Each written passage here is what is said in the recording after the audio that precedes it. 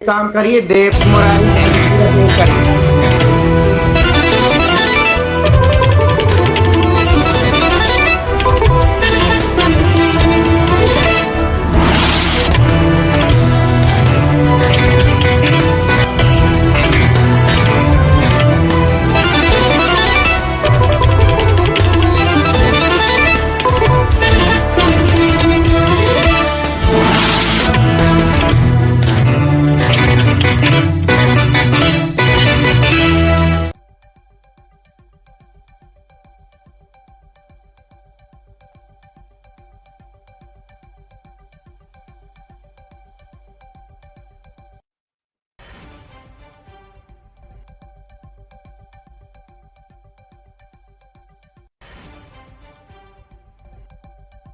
आपकी आवाज सुनाई नहीं पड़ रही मुझे।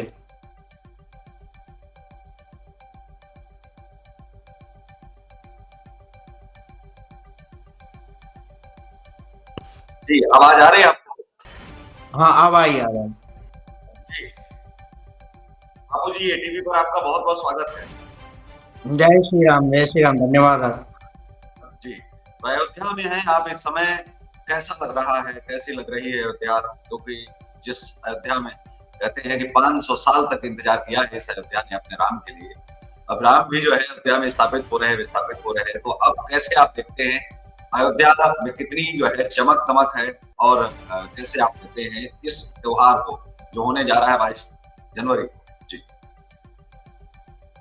अयोध्या का माहौल तो इस समय देखने लायक बन रहा है, इसमें कोई दो राय नहीं है। देखिए, राजनीतिक विचारधारा और राजनीतिक विरोधाभास होना एक अलग बात है, लेकिन धरातल पर जो माहौल है बहुत अच्छा है। और राम जी के मंदिर की प्राण प्रतिष्ठा जिस भव्यता के साथ होनी चाहिए वो देखने को मिल रहा है। अयोध्या में आज ऐसा माहौल बन रहा है, अगर माननीय प्रधानमंत्री जी, योगी जी और विश्व हिंदू परिषद की तरफ से अगर लोगों को मना नहीं किया गया होता कि हम व्यवस्था नहीं दे पाएंगे और लोगों को संभालना मुश्किल है, जगह कम है और संख्या ज्यादा हो जाएगी, जब मना किया तो ये माहौल है कि आज बहुत अच्छा उत्साह देखने को मिल रहा है। और वरना तो यहाँ पर ऐसा हाल हो जाता है कि जैसे त्रेता युग में जय दिन राम जन्म सुति गावे तीरथ सकल तहाँ चली आवे। राम जी का जन्म जब समय हुआ था तो उस समय सारे तीर्थ, सारे देवता अयोध्या में आ गए थे। उसी तरह आज का जो माहौल बन रहा है, कई राजनीतिक दल विरोध कर रहे हैं, वो ना आए वो एक अलग बात है। लेकिन यहाँ पर आज हर राम भक्त, हर हिंदू आना चाहता है। और जो बन रहा है वो बहुत सुंदर माहौल है। तो यहाँ पर जो व्यवस्था है वो भी बहुत अच्छी है, लोगों को एक उत्साह भी है। बहुत भव्यता से यहाँ पर रोडों का जो चौड़ीकरण हुआ, लोगों को जाने आने में कोई असुविधा ना हो। और एक साइड से एक रंग से दुकानें, एक डिजाइन से दुकानें बनाई गई।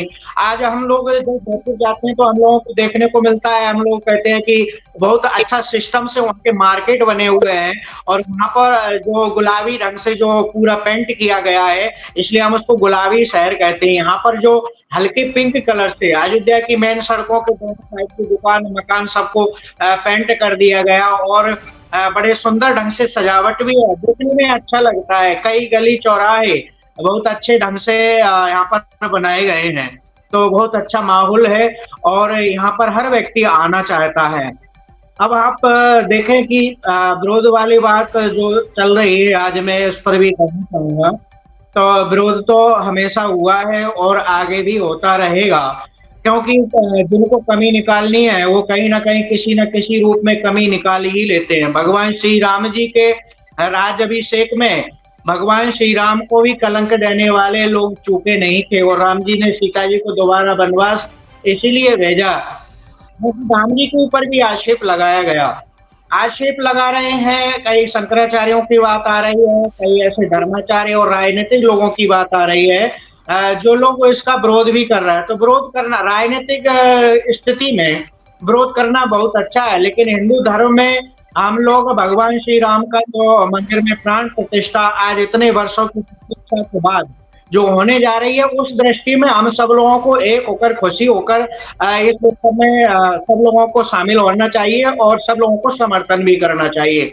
रही बात कि हम लोग हिंदू धर्माचार्य होने के नाते, हिंदू होने के नाते और ज्योतिष और शास्त्र के अनुसार यदि हम चलते हैं तो थोड़ी-सी जगह जो कमी की है, विरोध किया है, वो स्थिति यहाँ पर आकर बनती है। लोग आज कहते हैं, कई लोगों के आपने वक्तव्य सुने होंगे, चाहे वो शंकराचार्य हों, चाहे कोई और अन्य लोग, बोले अभी राम जी का मंदिर पूरा नहीं बना, अधूरे मंदिर में राम जी की प्रतिष्ठा करने की क्या ज़रूरत? अभी राम जी का गुम्बद भी नहीं बना है। तर्क यह है कि राम जी का गुम्बद नहीं बना है और राम जी वहाँ पर विराजमान हो जाएँगे, अभी पहला तल ही राम मंदिर का बना हुआ है। तो विरोध करने का बनता है कि जब राम जी मंदिर में विराजमान हो जाएँगे और राम जी के विराजमान होने के बाद जब मंदिर का और जो ऊपर का हिस्सा बनेगा और गुम्बद बनेगी, तो राम जी जहाँ विराजमान है उस गुम्बद के ऊपर, तो मज़दूर, लेबर ये जितने भी लोग हैं काम करेंगे तो राम जी नीचे रहेंगे और काम करने वाली लेबर जो भगवान श्री राम के ऊपर पैरों से खड़े होकर वो कार्य करेगी। तो ये अमर्यादा के रूप में देखा जा रहा है, इसलिए कुछ विरोध भी हो रहा है। तो भाई कुछ अच्छा काम करने के लिए कुछ कमियाँ भी रह जाती हैं, तो हमको इस सबको नज़रअंदाज करते हुए आज जो माहौल बन रहा है, उसमें हम लोगों को प्रसन्नता व्यक्त करनी चाहिए क्योंकि कभी-कभी ऐसा होता है कि हम कोई अच्छा काम करने जा रहे हैं, तो अच्छा काम करते ही ये होता है कि वो काम में विघ्न आ जाता है, फिर बाद में वो पूरा नहीं होता, काफ़ी समय लग जाता है।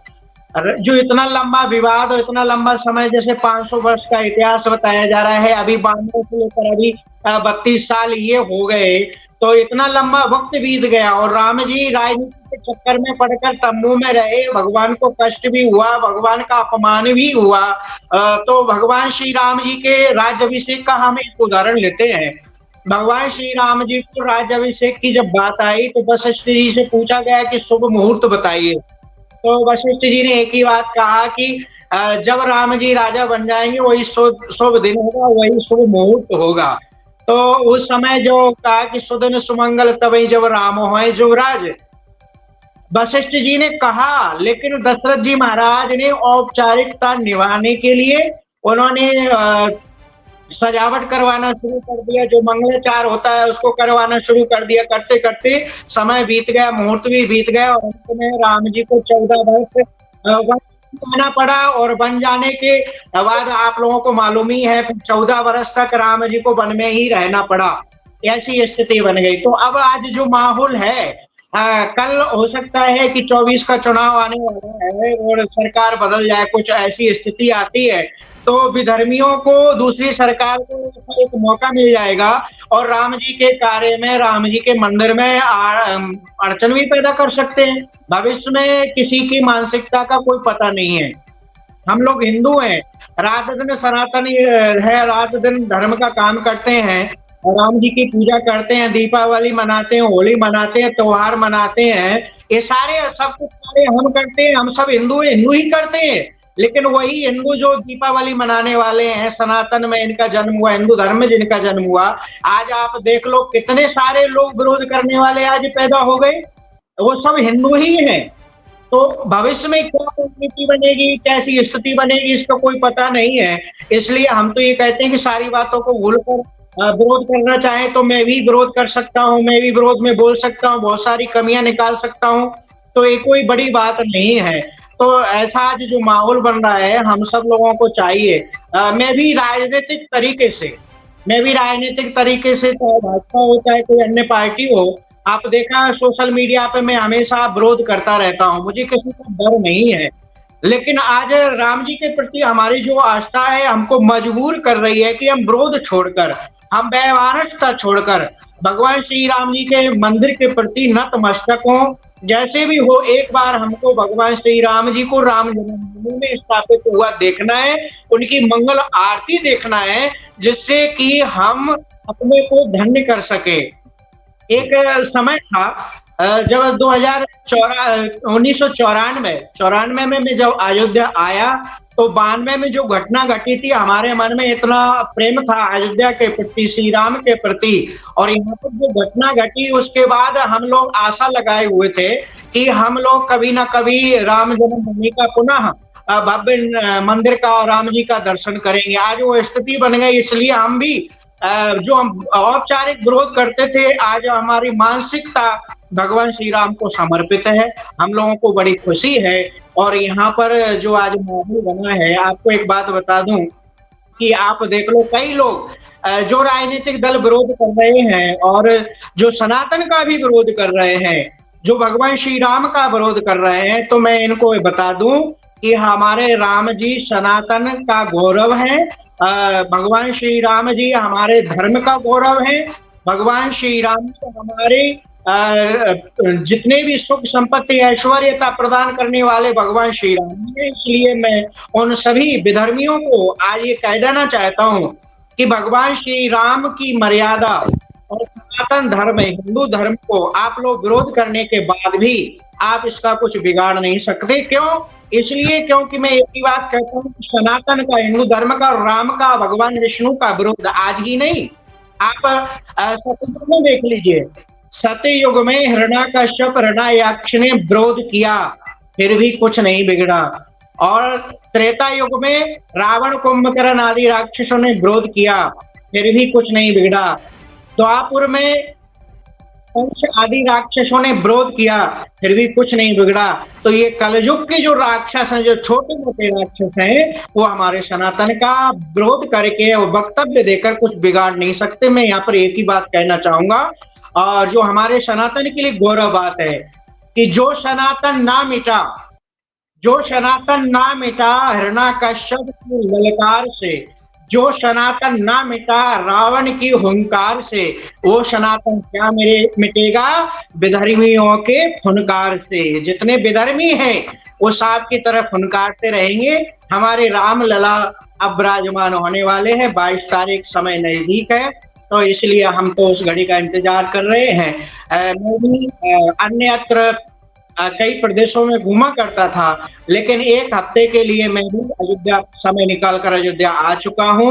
अयोध्या में माता सरयू जी का हमने स्नान किया, और अयोध्या में जो नई और भव्य अयोध्या बन रही है, जो देखने को मिल रहा है, उसका हमने अवलोकन किया। कई चौराहों पर बड़े सुंदर सुंदर लाइट की व्यवस्था, रोड की व्यवस्था और पेंट की व्यवस्था, लोगों को आवाजाही की व्यवस्था, ये सारी की सारी हमको देखने को मिल रही है। जैसा कि आज प्रचार चल रहा है नई अयोध्या, भव्य अयोध्या, तो ये बहुत सारी बातें हमको देखने को भी मिल रही हैं। बुराई योगी आदित्यनाथ में हो सकती है, हम व्यक्तिगत कर लेंगे। बुराई नरेंद्र मोदी में हो सकती है, हम व्यक्तिगत कर लेंगे। बुराई भाजपा में हो सकती है, हम व्यक्तिगत कर लेंगे। लेकिन जब हिंदू धर्म की बात आए, तो हिंदू धर्म की बात जब आए, तो सभी सनातनियों को, सभी हिंदू धर्माचार्यों को एक मंच पर हो जाना चाहिए, एकजुट हो जाना चाहिए, एक मत और एक विचार हो जाना चाहिए।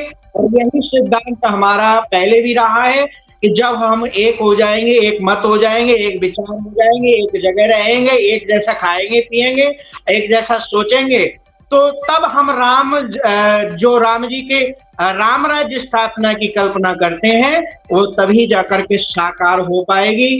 मैं भी अपने आप को बहुत कुछ सोचा करता था, लेकिन मैं रोक नहीं पाया, मेरी विचारधारा भी बदली। तो अब हम लोगों को चाहिए एक अच्छा काम हो जाए, राम जी मंदिर में प्रतिष्ठित हो जाए। विरोध करने के लिए पूरा जीवन पड़ा है, लड़ने के लिए पूरा जीवन पड़ा है, और ये अवसर ऐसा फिर नहीं आएगा। कमियां बहुत सारी हैं, लेकिन उनको भी हम नजरअंदाज करेंगे। जैसे मुहूर्त की कमी हो सकती है, कई लोगों का मत है सही है, कई लोगों का नहीं है, और मंदिर को अधूरा या पूरा होने का विरोध हो सकता है, तो कई लोगों का मत है, कई लोगों का नहीं है। तो ये मत अपने अपने हैं, विचार अपने अपने हैं। आप लोग देखे होंगे कई धर्माचार्य, कई कथावाचक लोग जो सोशल मीडिया पर, टीवी चैनल वाले जो पत्रकार बंधु, उनसे पूछते हैं कि शंकराचार्य नहीं आ रहे, शंकराचार्य विरोध कर रहे हैं, इस पर आपका क्या मत है? तो सब लोग एक ही बात जवाब देते हैं कि उनकी बात का हम लोगों को कोई जवाब देने का अधिकार नहीं है, वो एक बड़े पद पर हैं। तो हम उन बड़े पद पर बैठे हुए सभी लोगों को ये कहना चाहेंगे कि अगर हम अच्छा नहीं कर सकते, तो कम से कम बुरा भी ना करें। हम भगवान श्री राम जी के लिए एक हों, नहीं आना है या नहीं निमंत्रण मिला है तो कोई बात नहीं है। एक कहावत है कि माता-पिता के यहाँ, गुरुजन के यहाँ, मंदिर में, यज्ञ में, सत्संग में बिना निमंत्रण जाना चाहिए। अगर निमंत्रण मिला है तो वहीं से समर्थन दें, नहीं आना चाहते तो कोई बात नहीं। तो ऐसी स्थिति बनाए, मेरी ये कामना है, वो कोई कितना भी बड़ा धर्माचार्य क्यों ना हो। नरेंद्र मोदी से गलती हो सकती है, योगी आदित्यनाथ से गलती हो सकती है, क्योंकि वो इंसान है। और जिसमें गलती नहीं होती, जिसमें कमी नहीं होती, जो कभी गलती नहीं करता, वो तो भगवान के समान कहा गया है, वो तो भगवान हो जाता है। तो इंसान है, और जब तक ये इंसान है गलती तो होती रहेगी। जिसमें गलती नहीं होती केवल एक भगवान है, वही, उनमें कोई गलती नहीं होती। बहुत सारी बातें हैं, मैं खुश हूँ और अच्छा लगा मुझे आपके इस चैनल पे जुड़कर। जी बापू, हाँ, एक सवाल है जो अभी आप स्क्रीन पर हमारी जो है देख रहे हैं, जिस तरह का कि वहाँ जो भी माहौल जो बन रहा है, साथ ही साथ जो अन्य पार्टियां हैं उन्होंने क्या कुछ कहा है ये भी हम आपको बताते चले। अधीर रंजन चौधरी जी, सोनिया गांधी जी, मल्लिकार्जुन खड़गे ने साफ साफ मना कर दिया है, स्क्रीन पर आप देख पा रहे होंगे। और साथ ही सीताराम येचुरी, ममता बनर्जी, इन लोगों ने सीधा सा बायकॉट किया है कि नहीं, हम नहीं जाएंगे बनने के लिए। और उसके साथ ही नीतीश कुमार का स्टैंड जो है अभी तक क्लियर नहीं हुआ है कि वो क्या कह रहे हैं, लेकिन लालू प्रसाद यादव ने राम मंदिर पर अपना आज जो है स्टैंड क्लियर कर दिया है कि नो है उनकी तरफ से।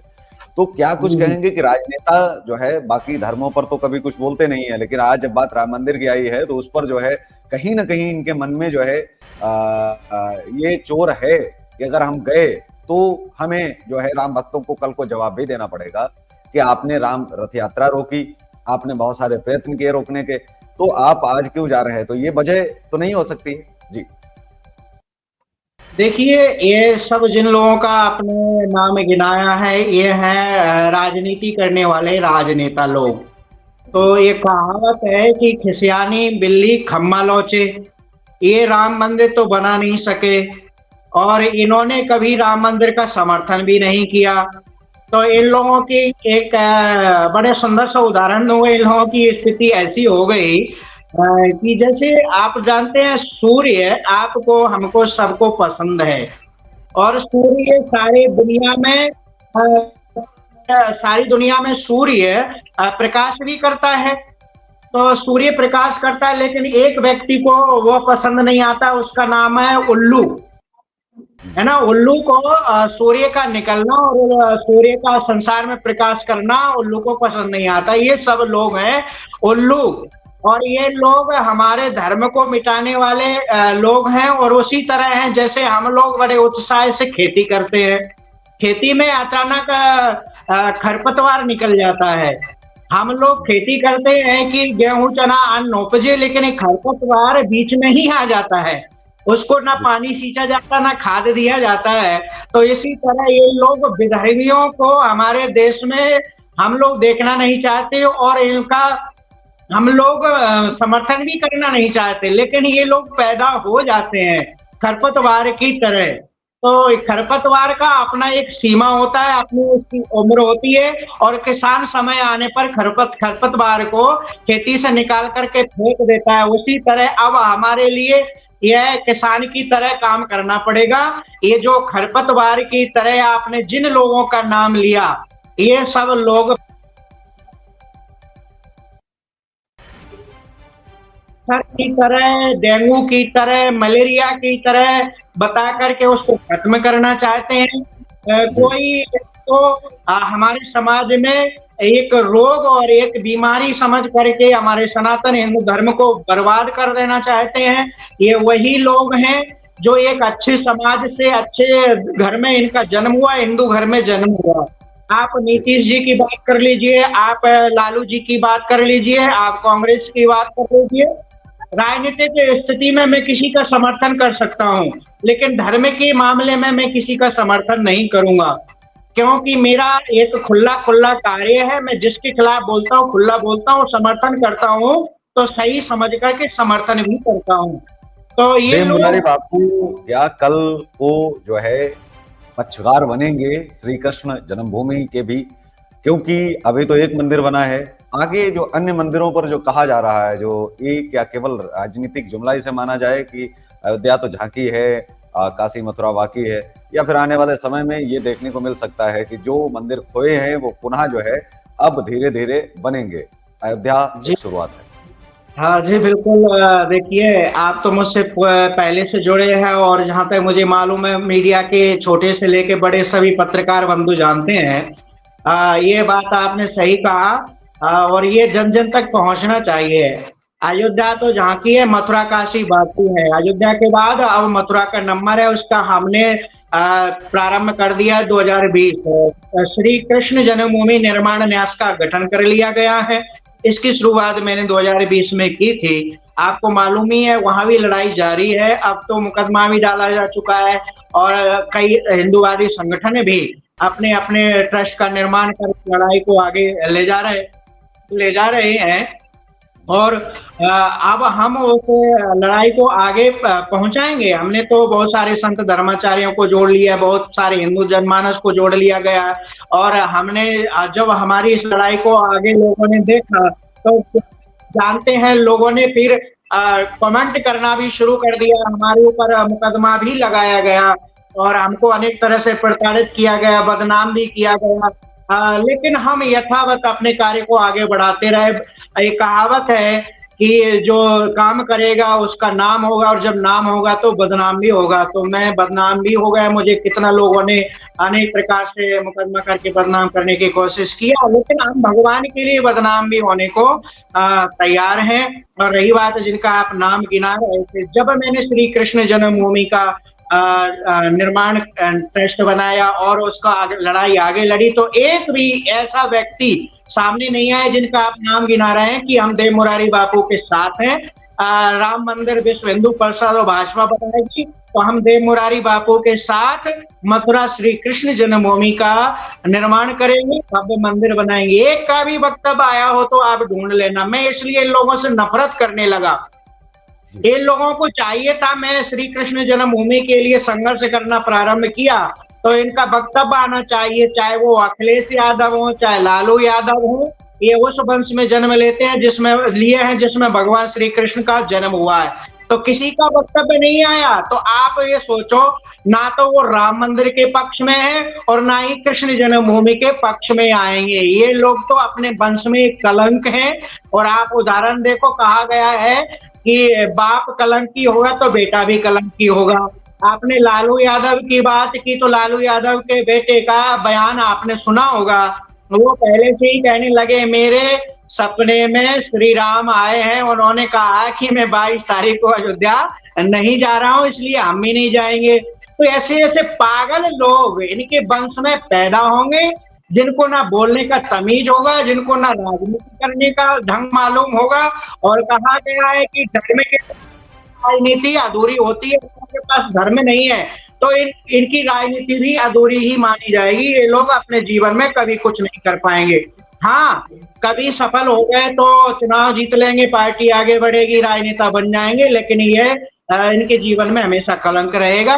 मैं खुद इसका उदाहरण दे रहा हूँ। मेरे साथ एक भी व्यक्ति नहीं आया, किसी का वक्तव्य नहीं। आपको नहीं जानकारी होगी, लेकिन तेज प्रताप यादव से मैंने खुद व्यक्तिगत बात की कि मैंने श्री कृष्ण जन्मभूमि निर्माण न्यास ट्रस्ट का गठन कर लिया है और आप बराबर मथुरा वृंदावन बरसाना आते हैं।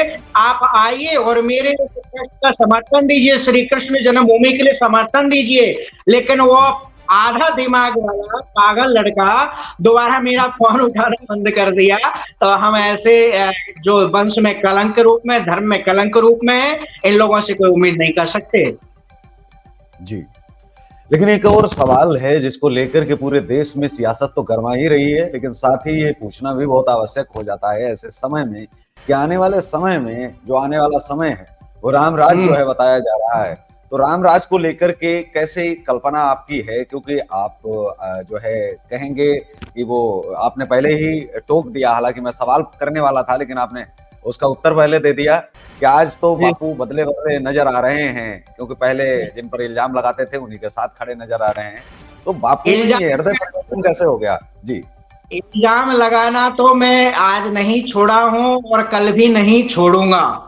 मुझे जो कमी लगेगी, चाहे योगी हो चाहे मोदी हो, मुझे जहां कमी लगेगी और धर्म का जहां दिखावा दिखेगा, मैं वहां पर कमेंट करता हूं। और मैं कमेंट करके ये दिखाना चाहता हूं कि संत धर्माचार्य चापलूसता में नहीं आते हैं। मुझे राम से प्रेम है। मैंने योगी का समर्थन नहीं किया, मैंने मोदी का समर्थन नहीं किया, मैं श्री राम का समर्थन कर रहा हूं। मैं राम मंदिर का समर्थन कर रहा हूं। मैं उन सभी लोगों की जो परेशानी थी, जिन्होंने 32 साल तक मुकदमा लड़ा राम मंदिर के लिए, मैं उनके लिए समर्थन कर रहा हूं कि हमारे पूर्व जो बड़े हैं, जो बहनें हैं, माताएं हैं, संत धर्माचार्य, इन्होंने संघर्ष किया है। मैं उनके लिए समर्थन कर रहा हूं कि आज सफलता। हाँ, एक हमारे रामचरितमानस में कहावत है कि राज वैद्य गुरु तीन जो प्रिय बोले भय आस। तो ये तीन जब प्रिय और भय और आस में बोलते हैं, तो राज धर्म तन तीन को हो ये बेगे नाश। राज का, धर्म का और शरीर का नाश हो जाता है। तो मैं उनमें से, आप मुझे गिन सकते हैं कि मैं चापलूसता नहीं करता हूं। मुझे जहां कमी लगती है योगी का, मैं खुल के विरोध करता हूं।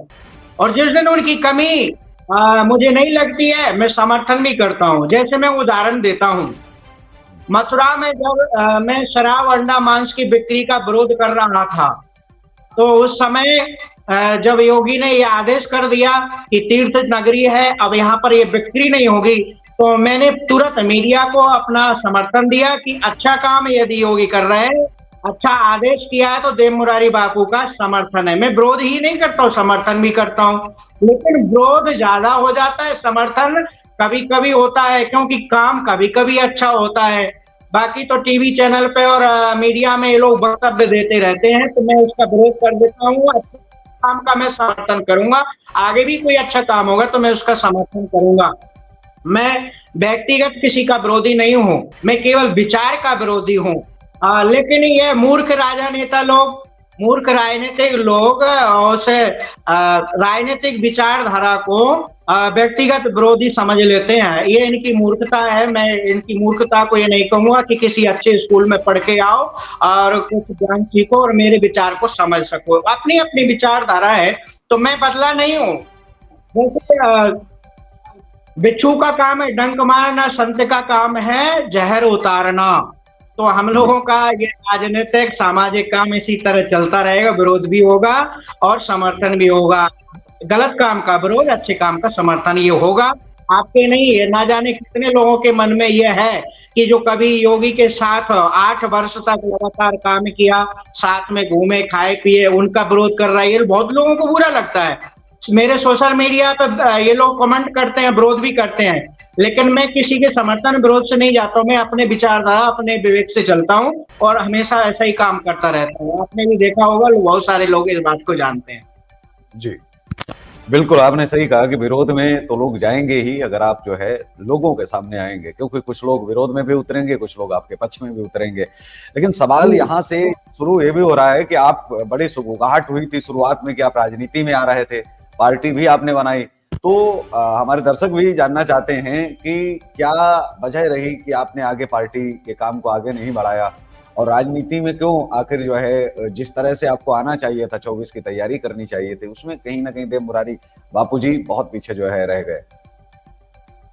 इसके 2 कारण हैं। एक कहावत आपने सुना है कि एक म्यान में 2 तलवार नहीं रह सकती। तो योगी आदित्यनाथ जी के हम साथ रहे हैं, वो इतने बड़े स्तर से राजनीति कर रहे हैं, मेरा राजनीति में आना उनको पसंद नहीं आता। मेरे साथ षड्यंत्र करते हैं। आपको मालूम होगा 2021 में मेरे ऊपर कितना गंभीर आरोप लगाया गया। पुलिस को ये दबाव डाल करके कहा गया है कि किसी तरह इनको बदनाम करो, फर्जी मुकदमे लगाओ और इनको जेल भेज दो। ये 6 महीना जेल रहेंगे, तब तक इनको बदनाम करने का पूरा मौका मिल जाएगा और ये चुनाव भी नहीं लड़ पाएंगे। 2022 का चुनाव ये योगी जी और तमाम भाजपा के नेताओं की राजनीतिक विचारधारा का बलि चढ़ गया। अंत में फिर मैं उस चुनाव को जिस ढंग से लड़ना चाहिए था नहीं लड़ सका। मध्य प्रदेश में हमने काफी तैयारी की और 3-4 पार्टी मिलकर के 100-125 प्रत्याशियों को उतारा भी। अब आ गई लोकसभा, तो लोकसभा में अगर हम लड़ाई लड़ते हैं तो हर व्यक्ति यही कहेगा कि जिस योगी ने राम मंदिर बनाया, जिस मोदी ने राम मंदिर बनाया, आप अपनी पार्टी को आगे बढ़ा रहे हैं राजनीतिक स्तर पर, इससे भाजपा को नुकसान होगा और आप धर्म विरोधी कहलाएंगे। और दूसरी बात, हम धर्म के विरोध का कार्य करना नहीं चाहते। राजनीति भी उतना ही करेंगे, राजनीति जिससे कि हमारा अपना समाज में राजनीति में परिचय बना रहे और हमारा सम्मान बना रहे। तो हम इसकी कोशिश आज भी कर रहे हैं, आगे भी करते रहेंगे। हम किसी के पीछे ना दौड़े। हमको किसी से ये ना कहना पड़े कि अधिकारी को फोन कर दो और किसी को फोन कर दो जिससे हमारा काम हो जाए। तो इसके लिए हम राजनीति में उतना परिचय और उतना वर्चस्व अपना बना के रखना चाहेंगे। आगे भी जितना बन सकेगा हम ये कार्य करेंगे, क्योंकि जब हमारा योगी नहीं सुनते, मोदी नहीं सुनते, तो हमको राजनीतिक दलों से बात करनी पड़ती है। हमारी राजनीतिक पहचान और मजबूती बनाए रखनी पड़ती है, जिससे हम समाज में लोगों को अपना काम करके दिखा सकें। जी, कई सेवक कार सेवकों का आह्वान कर रहे हैं कि मथुरा भी जो है आप पहुंच जाइए, तो इसको लेकर के क्या कहेंगे? और जो है जो वक्तव्य आ रहे हैं, कुछ संतों ने कहा है कि कार सेवकों से अनुरोध है कि मथुरा भी पहुंचे। जिस तरह से जो है ढांचा यहाँ गिराया गया, तो वहां भी इस तरह का जो है कार्य शुरू हो जाना चाहिए। तो इसको लेकर के क्या आप सोचते हैं कि क्या जो है कार सेवकों को जो आमंत्रित किया जा रहा है वो ठीक है? ऐसा देखिए, ऐसा कोई अभी कुछ करने नहीं देगी सरकार। मैंने 2021 में 6 दिसंबर को कार सेवा की घोषणा की गई थी, तो मेरे यहाँ पुलिस लगा दी, नजरबंद कर दिया गया। मेरे ऊपर अनेक प्रकार से धमकियां दी गई, मेरे ऊपर फर्जी मुकदमे लगाए गए। ये भाई अलग बात है कि जिस महिला की तरफ से छिड़काने मुकदमा लगाया गया, बाद में उसने लिख के दिया हमारा कोई झगड़ा नहीं, मुकदमा उस समय खत्म हुआ। लेकिन मीडिया ने हमको पूरा बदनाम किया कि देव मुरारी बापू पे छेड़खानी का मुकदमा लगा और उनको जेल भेज दिया गया, जबकि हमारा जेल जाने का कोई प्रोग्राम नहीं हुआ।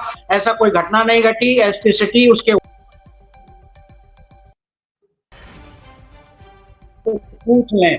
हमको 2 घंटे बाद वापस अपने घर छोड़ दिया गया, क्योंकि जब मेरे ऊपर फर्जी मुकदमा लगाया गया तो मुझे लगा कि संत महात्माओं को बदनाम किया जा रहा है। पहले से संत आसाराम जैसे संतों के कारण संतों के ऊपर जिस तरह से जो है एक एक करके जो टारगेट किया गया, स्वामी विवेकानंद को भी नहीं छोड़ा गया, दयानंद सरस्वती से लेकर के जो तमाम संत हैं आज जिनके पक्ष में लोग बोलते हैं, तो उनके हिस्ट्री में भी ऐसा शुरुआत में रहा है। तो आज जो संतों की जो दशा बिल्कुल जो बिगड़ती जा रही है, उसको लेकर के क्या कहेंगे कि आश्रमों से लेकर के हर जगह जो है जो बदनामी का दंश झेल रहे हैं, और ये कैसे घटनाक्रम एक्चुअली हो जाता है, कैसे शिकार हो जाते हैं इन सब चीजों के, राजनीति के और लोगों के, ये मैं जानना चाहता हूँ कि आखिर संत कैसे शिकार हो जाते हैं। उनकी तो पहुंच बहुत ऊपर तक बताई जाती है कि संतों का तो आशीर्वाद जो है मंत्री, नेता, राजनेता सभी लेते हैं, पुलिसकर्मी भी लेते हैं। तो वही आशीर्वाद लेने वाले जो है लोग, वो भस्मासुर की तरह जो है फिर शिव के ही पीछे क्यों पड़ जाते हैं? जी, तो पहले मैं आपकी कार सेवा वाले प्रश्न का उत्तर दे दूं। कार सेवा किसी को करने नहीं देंगे, क्योंकि भाजपा विश्व हिंदू परिषद RSS के इशारे पे चलती है। तो जब ये लोग करेंगे तभी उसमें उनको सपोर्ट मिलेगा। दूसरा कोई करेगा तो उसको इसी तरह षड्यंत्र करके, मुकदमाबाजी करके उसको दबा दिया जाएगा। मेरे साथ ये हो चुका है। कोई कार सेवा जैसी घटना अभी कर नहीं पाएगा। दूसरी बात, संत महात्मा को राजनीति के द्वारा षड्यंत्र करके उनको फंसाया जाता है, और जो बेगुनाह होते हैं और उनको बदनाम किया जाता है। ये पहले से उदाहरण चला आ रहा है, सब इसी प्रकार की घटनाएं होती हैं। तो षड्यंत्र अपने ही लोग कराते हैं। अगर हम भाजपा को कहें कि हिंदूवादी पार्टी है, तो मेरे ऊपर मुकदमा किसके समय में हुआ? केंद्र में भाजपा, यूपी में भाजपा, और मेरे ऊपर फर्जी मुकदमा हुआ। तो इस तरह की स्थिति आप खुद ही देख लीजिए। पहले किसी दूसरे की सरकार होती थी ना, चाहे वो मुलायम सिंह जी की हो, चाहे मायावती की रही हो, अखिलेश की हो, तो संत धर्माचार्य सड़क पर बैठ जाते थे, धरना कर लेते थे, अपना विरोध करके अपनी बात कर लेते थे। लेकिन ये तो ऐसी सरकार है कि संत धर्माचार्य अगर किसी बात का लेकर के विरोध करते हैं तो लोग उनको धर्म विरोधी साबित कर देते हैं। धर्म विरोधी करार दे देते हैं। इस सरकार में तो संत बेचारे मुंह बंद करके बैठे हैं, उनके पास उनके ऊपर कितने अत्याचार हो जाएं, ना योगी सुनने वाले ना मोदी सुनने वाले। आज की स्थिति बहुत दुर्दशा वाली स्थिति है, संतों के ऊपर बहुत कष्ट का समय है। मठ मंदिर बहुत खतरे में है, ये बात जान लीजिए, क्योंकि हम अपने ही मठ मंदिरों के लिए, अपने खुद के लिए आवाज नहीं उठा सकते। इसको कह सकते हैं तो हिटलरशाही सरकार भी कह सकते हैं। मैंने तो कई बार अपनी आवाज उठाने की कोशिश की, हमको हर जगह दबा दिया जाता है। इनका कहना यही है कि हम करेंगे तो हिंदुत्व का कार्य है, हिंदूवादी का कार्य है, और तुम करोगे तो वो देशद्रोह का कार्य है, तुम करोगे तो तुम नास्तिक हो। इस तरह से ये व्यवहार करके दबाते हैं। ये हमारे लिए बहुत सोचनीय विषय है। अगर मेरी बात योगी मोदी तक पहुंचे तो उनको लगना चाहिए कि संत महात्माओं के दिल की बात क्या है। यहाँ ना योगी बैठ करके सुन करके बात करने को तैयार है, और ना ही मोदी या कोई भी भाजपा का नेता बात करने को तैयार नहीं है। ये हम लोगों की भावना है, हम उससे आहत हैं। अगर बैठा के हमसे बात की जाए तो हम बात करने को तैयार हैं, सपोर्ट करने को भी तैयार है, लेकिन कोई बात करने को तैयार नहीं तो क्यों सपोर्ट करें। आपको जो अच्छा लगता है आप करो, हमें जो अच्छा लगे हम करेंगे। राजनीति आप कर सकते हैं, हम भी कर सकते हैं। आपके साथ रहने वाले, आपके साथ खाने पीने वाले, आपकी राजनीति की हर बात हम जानते हैं, तो हम क्यों पीछे हट जाएंगे। इसलिए मैं अलग हट के चलता हूँ, लोगों को बुरा लगता है। जी, शंकराचार्यों ने कहा कि केवल श्रेय अगर केवल एक व्यक्ति को जाता है तो बहुत गलत बात है, क्योंकि 500 वर्षों में राम मंदिर को बहुत लोगों ने, तमाम लोगों ने बलिदान दिया है, राम मंदिर को समर्पित हुए हैं। तो उनका उनका जो समर्पण का भाव रहा है, तो उन सबको भी श्रेय जाना चाहिए। जी, श्रेय तो अभी मिल जाएगा। नरेंद्र मोदी वर्तमान प्रधानमंत्री हैं, तो पूर्व प्रधानमंत्री, पूर्व धर्माचार्य और वर्तमान धर्माचार्य इसमें क्यों सपोर्ट नहीं कर रहे। इसमें लोगों को खुद उनको भी मिल जाएगा कि शंकराचार्य जी ने समर्थन किया, वो इस काम से खुश हैं। पूर्व जो प्रधानमंत्री हैं वो भी आए और उनको भी इस कार्य में आकर के सफलता के लिए बधाई देनी चाहिए। नहीं आ रहे हैं तो अपने घर से बधाई दे सकते हैं, आप मैसेज भेज सकते हैं, तो वो भी इसके सम्मान के प्रतीक हो जाएंगे, उनको भी सम्मान मिलेगा। लेकिन ऐसा कुछ नहीं है, कोई समर्थन नहीं दे रहा है, केवल विरोधी कर रहे हैं, तो इसलिए श्रेय उन लोगों को नहीं मिलेगा।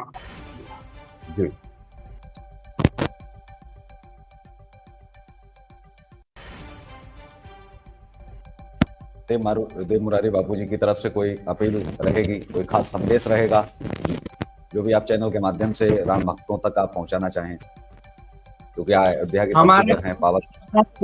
हमारा तो एक ही कहना है, अच्छा काम हो तो समर्थन करो, गलत हो तो विरोध करो, और केवल बदनामी का कारण मत बनो, क्योंकि बदनामी का कारण बनना तो बहुत बुरा है। कहा गया है कि बद करना ठीक है, बदनामी ठीक नहीं, इसलिए बदनामी का कारण मत बनो। नहीं आना है कोई बात नहीं, मौन रख लो, मौन रहने के कारण कोई बदनाम भी नहीं करेगा। अच्छा है, जो जैसा कर रहा है करने दो। जी, ओके। तो हमारे साथ में आज थे देव मुरारी बापू जी, जिनसे तमाम जो है चर्चा उन्होंने बेबाकी से हमेशा की तरह जो है जवाब दे दिए, और उन्होंने जो है सरकार के अच्छे कार्यों में समर्थन भी जताया है, और गलत काम अगर करेंगे तो ये भी जो है कहा है कि नीतियों का हम खुलकर के विरोध करेंगे, क्योंकि हम डरते नहीं हैं, हम अपनी बात रखते हैं। तो आज के इस कार्यक्रम में बस इतना ही, हमें दीजिए इजाजत, नमस्कार, और आप देखते रहिए देश का तेजी से बढ़ता ATV न्यूज चैनल। जय हिंद, वंदे मातरम।